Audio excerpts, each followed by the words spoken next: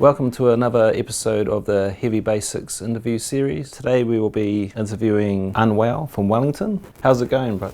Well, I just moved up to Auckland about coming up. Yeah, it's been a month. So I've just been settling in and trying to meet people. Just trying to get my foot in the door up here and just been producing as usual. That's about it. Cool. And how do you find the Auckland traffic? Yeah, it's marginal, But I've been in Southeast Asia and stuff, lived over there for a little bit. Yeah, people complain about Auckland, but it's actually bugger all, to be honest. When did you get into DJing and producing? So, yeah, DJing, I started at high school. Yeah, we just house parties, got a cheap controller, virtual DJ, played dubstep, just everything. And then it was not until later on that I actually, someone showed me Pendulum, and that was the first drum and bass I properly heard. Because at the time I was more into my rock music and all that, so Pendulum was the link, because they were a band. What Pendulum track was it? It was Blood Sugar. Oh, yeah. Yeah. You said you made some bootlegs. Did you start making original music back then? Yeah, so I think I sent a tune to Charlie Brown, to Optimus Grime, and that was he bigged up to me on it, and then he ended up teeing me up with this guy, Troy Symptom. He's actually been, I don't know, he's sort of hanged up the boots of recently, but he's a really good producer, and we did a collab, and Charlie signed it, and that was okay, sweet, I can produce. I'm actually going to give this a go. Wow. Because Optimus Grime was an inspiration as well. Yeah, so he's big sign me, I was yo, sweet. He's very big in the NZ music industry. Yeah. However, he his alias, what was it, Optimus Grime? He died. He killed it, yeah. And then he's slowly bringing it back today. So he's on the way back. I mean, COVID just screwed over so many musicians and everyone,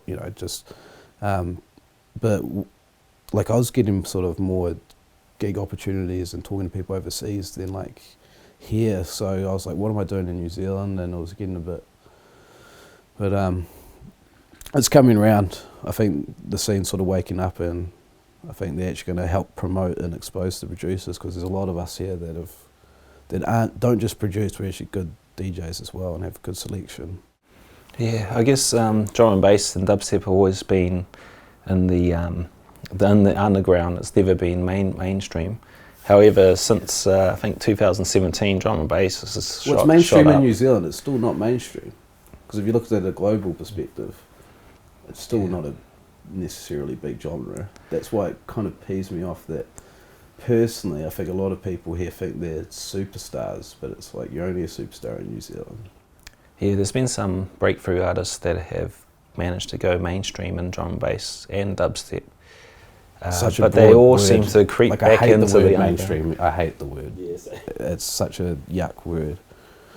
But yeah, but I'm back, and yeah. But I think there's different ways of getting famous and known internationally and nationally. Some DJs have become famous overseas and then come back to New Zealand and they're famous, and others have just become famous here in their own country, and then they get known internationally. So it's a mysterious thing where it's who you know, and you project yourself out there. There's always a lot of opportunities. 100%. You've got to keep active, and as Tali says, keep on up. Yeah, that's it. Yeah. keep on up. Who are some of your favourite musicians from the New Zealand music industry? All genres? Yeah, because I actually get a lot of inspiration outside of drum and bass. I do a lot of hip hop. There's so much. I'm actually getting a lot of inspiration from a lot of the emerging hip hop artists in New Zealand. So a lot of people haven't really heard them yet, but there's some crazy hip hop talent that this has a lot of vibe, and I think that's something that we've got to make sure we hold on to in electronic music, because it is such a dance-driven sort of field of music that a lot of the time I think producers and DJs, we're always looking for that like next biggest tune, or like that next thrasher that will just obliterate everyone, which I think can actually be, because it's like chasing money, it's like it never ends, there's always going to be a tune that can obliterate, like, and I think it's that culture ignores a lot of just like soulful music and stuff, and I don't know where I was going with that. I get the gist of what you're saying. Every genre... Vibes are so important. Every genre has their niche of each genre. So yeah, 100%. There's like... what's the tempo? It'll pop out and like for hip hop, I think Mellow Downs is doing super good in the hip hop scene. He is on form. Yeah. Then there's Tali for the female drum and bass DJs, producer, legend. Who else we got? Truth for dubstep. Milky, he's getting up there. He's still very young, but he's doing really good things with trap and dubstep. I mean, Milky put up a status about it the other day. Actually, he was saying how he wants to make sure he doesn't start diving too far into like making bangers. He wants to make sure he still makes like melodic music, and yeah, it's just it's weird being like drum and bass. It's weird because sometimes especially as a producer, you'll sit down and you'll be like, all right, you know, there's so many like lanes to take.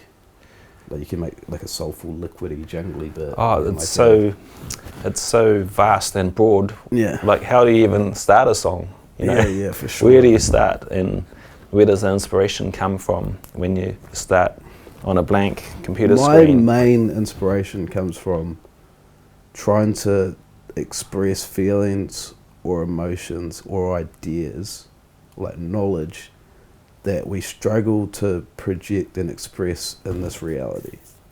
Because there's so much external things to life, like there's so much more to consciousness, and like fields and realms and dimensions and art and just expansive, you know, stuff that's out there. And I think as artists, our purpose is to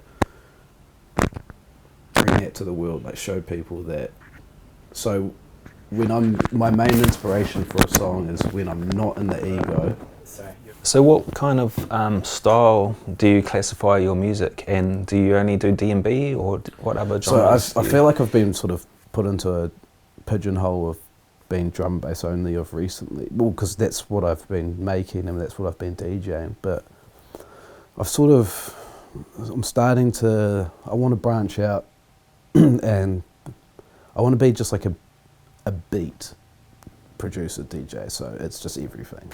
Like I don't want to be bound to a genre. Like if I've got something that's like a techno tempo, I'll mix that or produce that, or like with a hip hop vibe or whatever. But I want it all to be under a style, and that's what I'm kind of going for now. It's all going to be under like a spectrum, and the spectrum is going to be minimal and deep and organic. Okay. So that's my format. And what software do you use to make beats? Ableton. Ableton? Yeah. Ableton's an OCD person's dream, really. So cool. That's why I love it. Where are some of your favourite venues that you've played at, and what venues do you want to play at in the future? Wellington had some really cool venues, but after the earthquakes and all that, saw some of them shut down, like Bodega and the main one, which was Sammy's Sandwiches. And that's one I wish I got to play it, but never did. What happened to Sandwiches? It's just earthquake. A lot of the buildings in Wellington got whatever you call it, like they had to get redeveloped. Earthquake restrengthening. And obviously I think the owners, whatever, they ended up having to sell Sandwiches, or don't know the story, but it came to an end from that.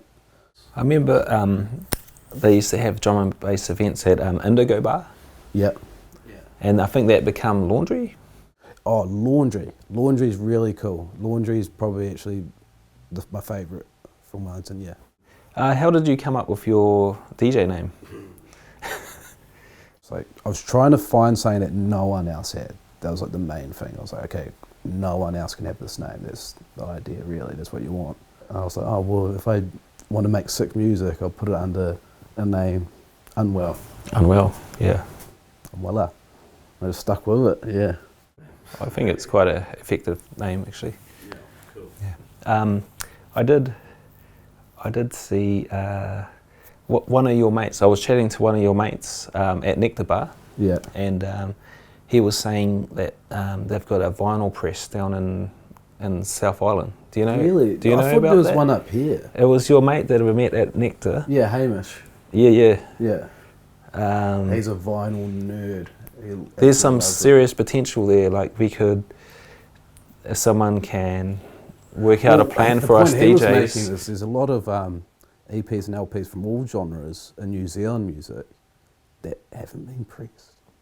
Yeah. Well, they only did a few. There used to be like, pressing. Really few presses. Like artists like Dose and. I think you were saying it was like one of the Scribe ones or something like that. And like Jay's album, who's got some really cool artists on it, they were saying we're going to press that. Or like, there's so many cool albums and EPs here in New Zealand. Yeah, but there's not really anyone, unless you're signed to a label, but even the labels are starting to use just USB and no, I think digital. Vinyl's the ultimatum because it's merch and you're like directly supporting the artist basically, and it's collectible.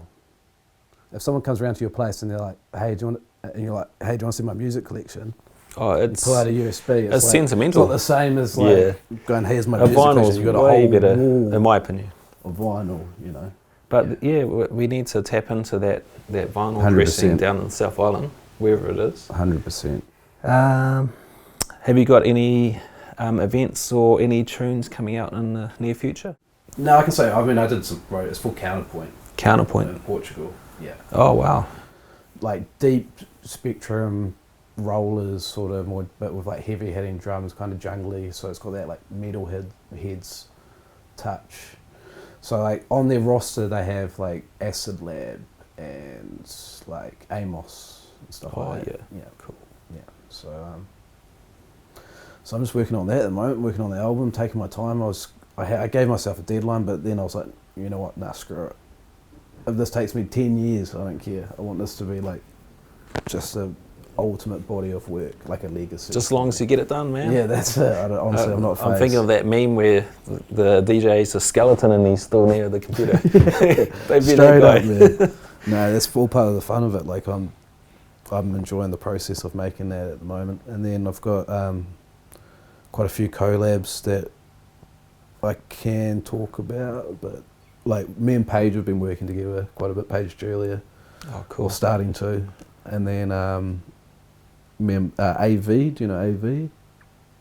No, so he's a Hawke's Bay boy, and he's me and him have done a few sets together in Wellington. He's a really good DJ. Awesome. Well, thanks for coming through and joining our Heavy Bassix interview series. Today we featured Unwell, DJ producer from Wellington. Is based in Auckland now.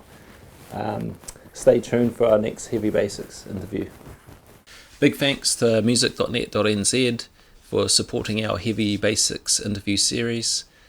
You can find out more through the massive.co.nz. Thank you.